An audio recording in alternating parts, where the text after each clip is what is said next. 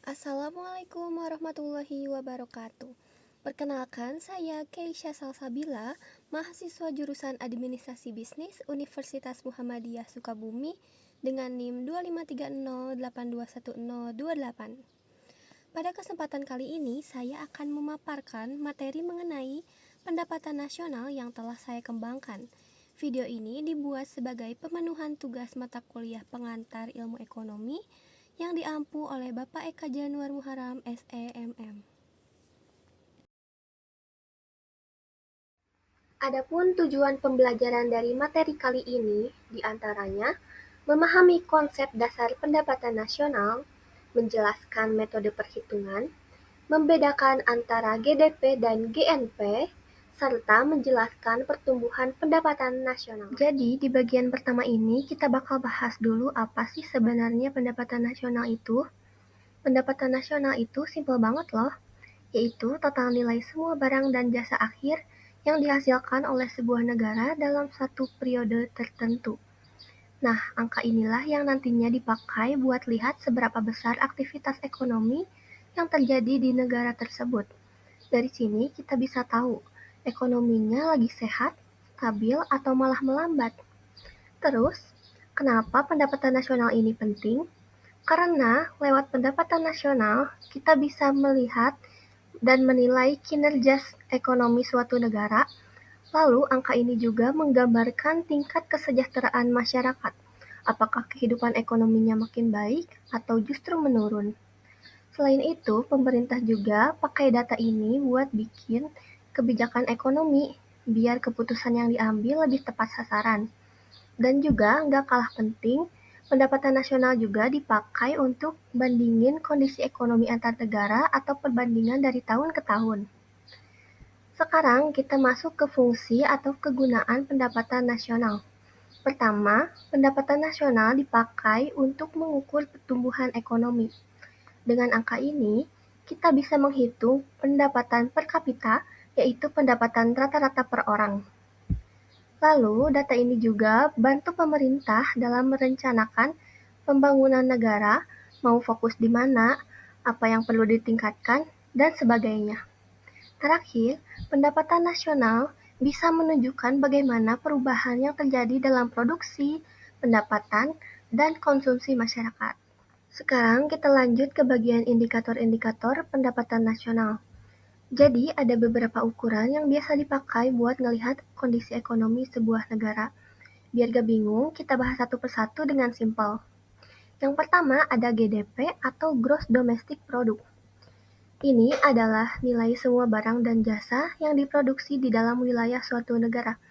Jadi fokusnya cuma pada lokasinya aja, gak peduli siapa yang produksi. Misalnya, pabrik Jepang yang beroperasi di Indonesia. Hasil produksinya tetap masuk GDP Indonesia. Kedua, ada GNP atau Gross National Product. Kalau GNP fokusnya beda, yaitu yang dihitung adalah produksi yang dihasilkan oleh warga negara, dimanapun mereka berada. Jadi, kalau ada TKI yang bekerja di luar negeri, pendapatannya tetap masuk ke GNP Indonesia. Yang ketiga adalah NNP atau Net National Product. NNP itu GNP yang udah dikurangi penyusutan atau depresiasi. Penyusutan ini biasanya karena barang-barang modal dipakai terus dalam proses produksi. Selanjutnya ada NI atau National Income. NI ini adalah pendapatan yang benar-benar diterima oleh faktor-faktor produksi di dalam negeri kayak upah, sewa, bunga, sampai laba. Yang kelima ada PI atau Personal Income. PI itu pendapatan yang diterima masyarakat sebelum pajak pribadi dipotong. Bisa dibilang, ini gambaran pendapatan kotor masyarakat. Dan yang terakhir ada DI atau Disposable Income. Nah, DI ini pendapatan yang benar-benar siap dipakai buat belanja setelah pajak dipotong. Jadi, inilah pendapatan real yang bisa dipakai masyarakat buat konsumsi sehari-hari. Sekarang kita bahas perbedaan antara GDP dan GNP. Dua istilah yang sering banget muncul kalau ngomongin ekonomi. Sekilas kata-katanya mirip, tapi sebenarnya fokusnya beda banget loh. Pertama ada GDP. Jadi GDP itu menghitung nilai semua barang dan jasa yang diproduksi di dalam wilayah suatu negara tanpa peduli siapa yang memproduksinya. Yang penting adalah lokasinya, bukan kewarganegaraannya. Misalnya nih, ada pabrik mobil asal Jepang seperti Toyota atau Honda yang berdiri dan beroperasi di Indonesia. Walaupun perusahaannya dari Jepang, tapi karena produksinya dilakukan di wilayah Indonesia, maka seluruh output mereka tetap dihitung sebagai GDP Indonesia. Contoh lainnya, misalnya ada investor dari Korea yang bangun pabrik elektronik di Bekasi. Produk yang dihasilkan di pabrik itu, baik TV, mesin cuci, atau kulkas, semuanya tetap masuk hitungan GDP Indonesia karena dibuat di tanah Indonesia. Nah, sekarang kita masuk ke GNP. Kalau GDP tadi fokusnya lokasi, GNP justru fokus ke siapa yang memproduksi. GNP menghitung nilai barang dan jasa yang dihasilkan oleh warga negara, dimanapun mereka berada. Mau di luar negeri, mau di negara lain, pokoknya asal itu dihasilkan oleh warga negara Indonesia, ya tetap masuk hitungan. Contohnya, pekerja migran Indonesia atau TKI yang bekerja di Malaysia, Hong Kong, atau Arab Saudi, pendapatan mereka meskipun didapat di luar negeri tetap dihitung sebagai GNP Indonesia karena mereka adalah warga negara Indonesia. Atau contoh yang lebih dekat, misalnya ada warga negara Indonesia yang punya restoran di Australia. Keuntungan dari restoran itu juga tetap masuk ke GNP Indonesia, karena yang menghasilkan adalah WNI, meskipun bisnisnya berada di luar negeri. Untuk memperjelas konsep perbedaan antara GDP dan GNP, saya mengambil satu contoh nyata dari negara Filipina. Filipina dikenal sebagai salah satu negara dengan jumlah pekerja migran terbesar di dunia. Jutaan warga Filipina bekerja di luar negeri sebagai perawat, pelaut, tenaga medis, dan pekerja profesional. Mereka rutin mengirimkan uang ke keluarganya di Filipina, dan kiriman uang inilah yang disebut remitansi. Nah, data resmi dari Bangko Sentral Filipinas atau Bank Sentral Filipina menunjukkan bahwa sepanjang tahun 2023, total remitansi yang masuk mencapai sekitar 34,9 miliar dolar Amerika. Angka ini tidak hanya besar, tetapi juga memiliki dampak langsung pada pendapatan nasional mereka. Kenapa ini penting? Karena dalam perhitungan GNP, remitansi termasuk kategori pendapatan yang diterima dari warga negara di luar negeri. Artinya, meskipun para pekerja Filipina menghasilkan uang di luar negeri, pendapatan itu tetap dihitung sebagai milik Filipina ketika dihitung GNP. Inilah penyebab utama mengapa GNP Filipina biasanya lebih tinggi daripada GDP-nya. GDP hanya menghitung produksi di dalam negeri, sementara GNP menambahkan pendapatan warganya yang bekerja di luar negeri. Dalam kasus Filipina ini, arus remitansi yang sangat besar membuat selisih antara GDP dan GNP menjadi cukup signifikan. Sebagai contoh, sepanjang tahun 2023, kontribusi remitansi ini setara dengan kurang lebih 8-9% terhadap GDP Filipina. Ini menunjukkan bahwa perekonomian Filipina memiliki ketergantungan yang besar terhadap pekerja migran dan pendapatan luar negeri. Kasus ini memperlihatkan dengan sangat jelas bahwa pendapatan nasional suatu negara tidak hanya bergantung pada aktivitas ekonomi di dalam negeri saja, tetapi juga pada kemampuan warga negaranya menghasilkan pendapatan di luar negeri. Inilah alasan mengapa memahami perbedaan GDP dan GNP itu sangat penting, terutama untuk negara-negara seperti Filipina yang memiliki diaspora pekerja dalam jumlah yang besar. Berikutnya, kita masuk ke bagian metode perhitungan pendapatan nasional. Jadi, sebenarnya ada 3 pendekatan utama yang digunakan untuk menghitung pendapatan nasional. Ketiganya melihat dari sudut pandang yang berbeda, tetapi hasil akhirnya tetap menggambarkan ukuran aktivitas ekonomi suatu negara. Metode yang pertama adalah metode produksi atau sering juga disebut output approach. Dalam metode ini, pendapatan nasional dihitung berdasarkan nilai tambah yang dihasilkan pada setiap tahap produksi di berbagai sektor ekonomi. Nilai tambah ini pada dasarnya adalah selisih antara output, yaitu barang atau jasa yang dihasilkan, dan input, yaitu barang-barang yang digunakan dalam proses produksi. Dengan menghitung nilai tambah di setiap sektor, seperti pertanian, industri, hingga jasa, kita bisa mengetahui kontribusi masing-masing sektor terhadap ekonomi nasional. Contoh sederhananya yaitu, misalnya, seorang petani menjual gabah seharga 5 juta rupiah. Lalu gabah itu diolah oleh penggilingan dan dijual kembali menjadi beras seharga 8 juta rupiah. Dari situ, kita bisa hitung nilai tambahnya seperti ini. 8 juta dikurangi 5 juta untuk tahap penggilingan, ditambah 5 juta dikurangi 0 untuk tahap pertanian. Hasil akhirnya adalah total nilai tambah sebesar 8 juta rupiah. Nah, nilai inilah yang nanti dijumlahkan dari seluruh sektor untuk menghasilkan pendapatan nasional. Metode yang kedua adalah metode pendapatan. Kalau metode pertama fokus pada barang dan jasa yang diproduksi, metode pendapatan ini fokus pada siapa yang menerima pendapatan dari kegiatan produksi. Pendapatan yang dihitung biasanya terdiri dari beberapa komponen, yaitu upah atau gaji tenaga kerja, sewa, bunga, laba, dan pendapatan campuran untuk usaha kecil atau individu. Semua pendapatan tersebut kemudian dijumlahkan untuk menghitung pendapatan nasional. Contoh, misalnya dalam suatu perekonomian, pekerja menerima upah 50 juta, pemilik tanah mendapat sewa 10 juta, bunga 5 juta, dan laba usaha 15 juta. Kalau kita jumlahkan semuanya, hasilnya adalah 80 juta. Itulah nilai pendapatan nasional menurut metode pendapatan. Metode yang ketiga adalah metode pengeluaran. Pendekatan ini melihat pendapatan nasional dari sisi total pengeluaran yang dilakukan oleh berbagai pelaku ekonomi, mulai dari rumah tangga, perusahaan, pemerintah, hingga sektor luar negeri.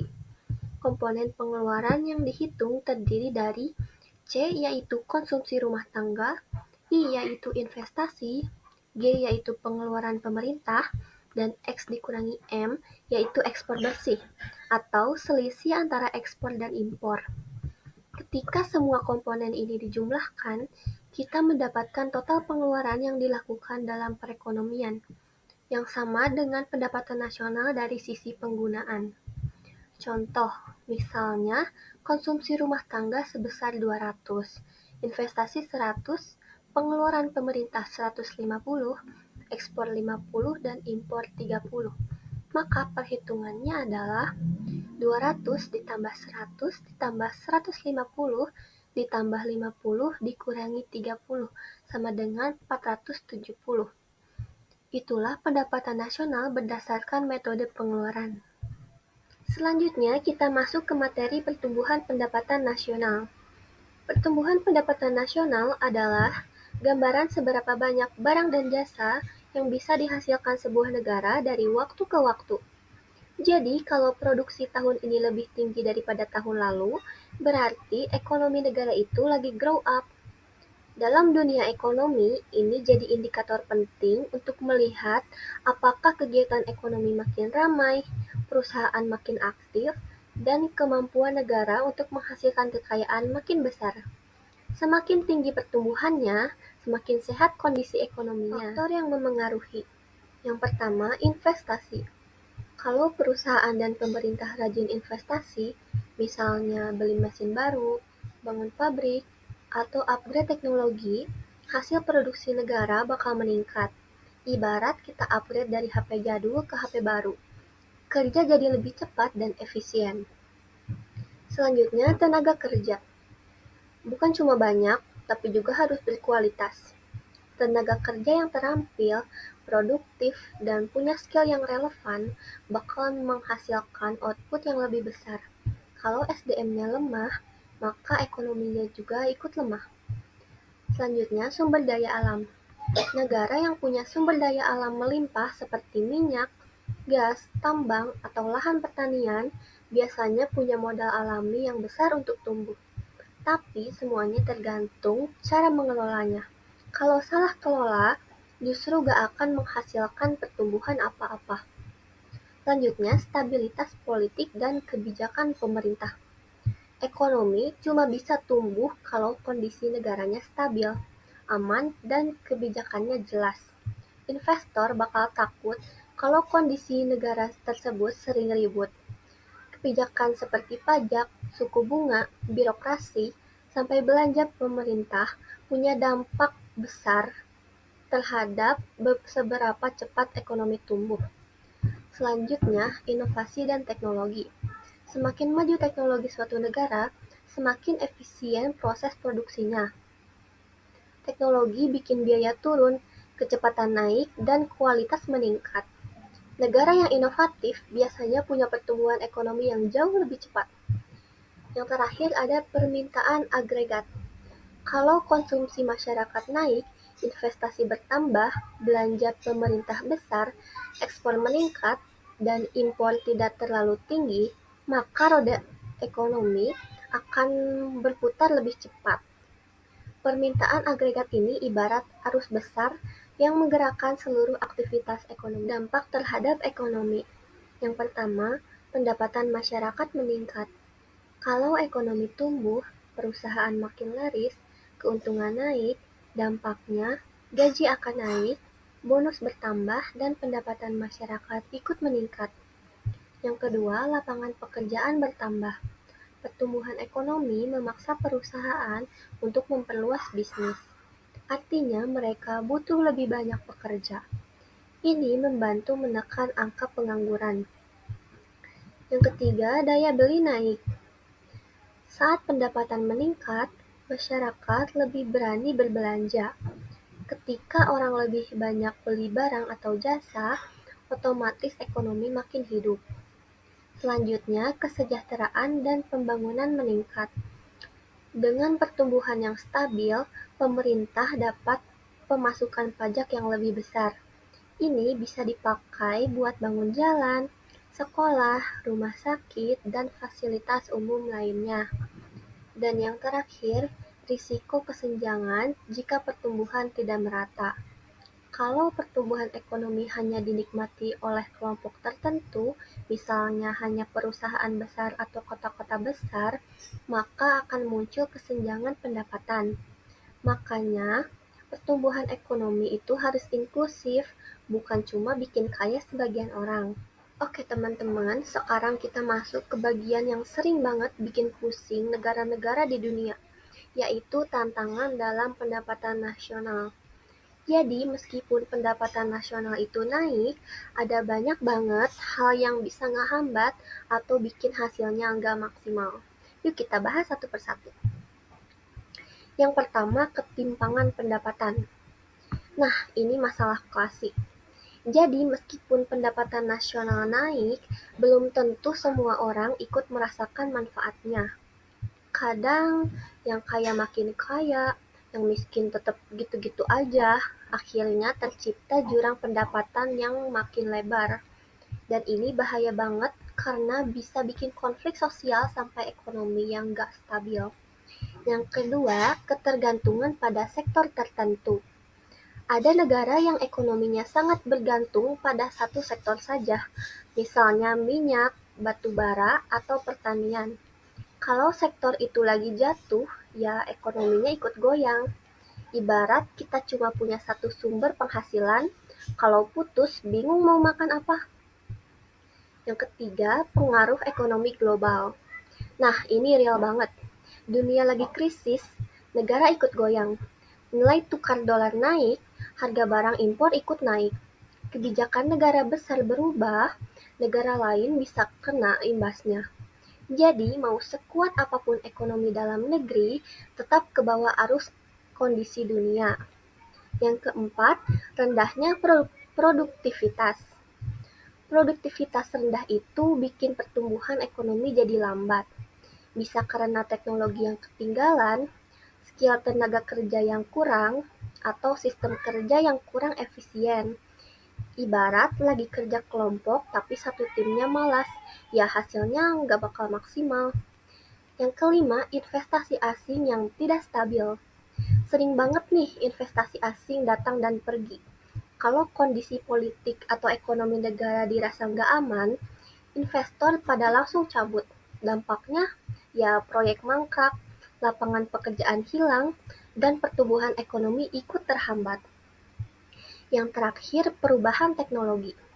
Teknologi berkembang cepat banget, dan kalau negara nggak bisa mengikuti, ya bakal ketinggalan jauh. Perusahaan yang lambat beradaptasi bakal kalah saing. SDM yang nggak siap dengan teknologi baru juga bakal tersingkir dari pasar kerja. Adapun kesimpulan dari materi yang telah saya paparkan yaitu, pendapatan nasional adalah cara penting untuk mengetahui nilai barang dan jasa yang dihasilkan oleh suatu negara dalam waktu tertentu. Pendapatan nasional bisa dihitung dengan 3 cara, yaitu melalui metode produksi, metode pendapatan, dan metode pengeluaran. Perbedaan antara GDP dan GNP terletak pada tempat produksi dan kebangsaan orang yang melakukan produksi. Pertumbuhan pendapatan nasional dipengaruhi oleh beberapa hal, seperti investasi, jumlah pekerja, teknologi, kebijakan pemerintah, serta kondisi ekonomi dunia. Pertumbuhan ini sangat berpengaruh terhadap kesejahteraan rakyat. Namun, dalam berkembangnya pendapatan nasional, sebuah negara juga menghadapi beberapa masalah, seperti ketimpangan pendapatan, ketergantungan pada satu sektor, rendahnya produktivitas, dan perubahan dinamika ekonomi global. Secara keseluruhan, pendapatan nasional menjadi tolak ukur utama dalam menilai kesehatan ekonomi dan arah pembangunan sebuah negara. Sekian pemaparan materi dari saya, semoga bermanfaat, dan mohon maaf bila ada kesalahan. Terima kasih atas perhatiannya. Wassalamualaikum warahmatullahi wabarakatuh.